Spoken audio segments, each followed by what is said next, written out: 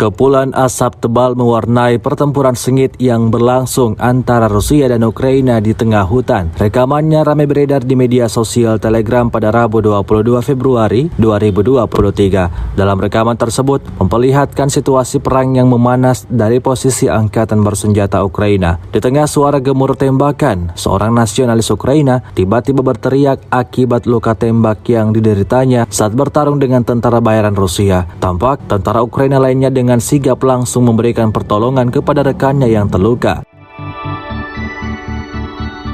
Selama perang di hutan ini berlangsung, tidak diketahui pasti ada berapa jumlah korban jiwa, juga jumlah yang terluka. Hingga video ini beredar, beragam komentar dituliskan warganet.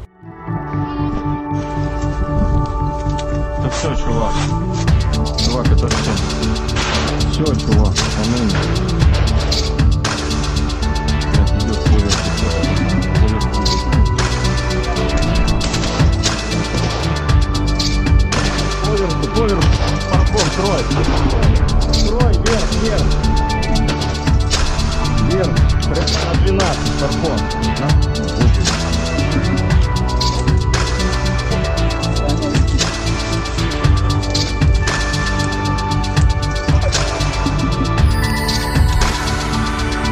Нормально.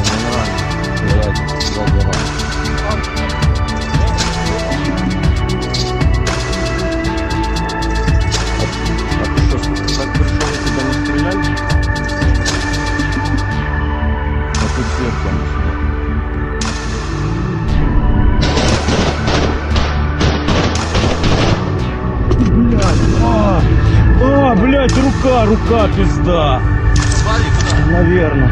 Рука! Медик! Сюда, пошел Западина, пошел! Турникет, пожалуйста. Быстрей. Вот, сверху накладывай турникет!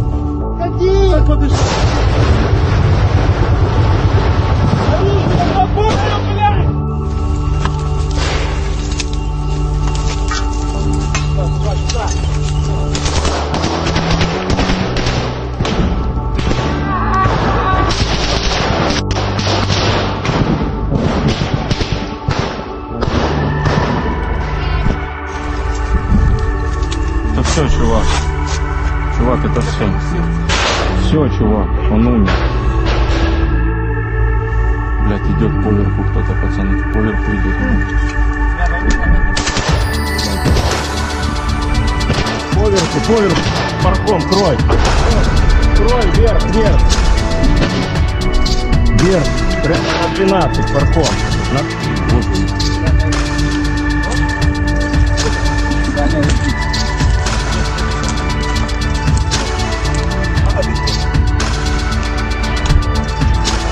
Он ранен.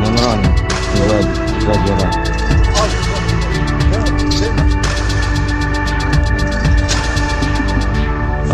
А ты что, так пришел и тебя не стреляли? Не стреляли. А тут сверху они сидят. Terima kasih sudah nonton. Jangan lupa like, subscribe, dan share ya.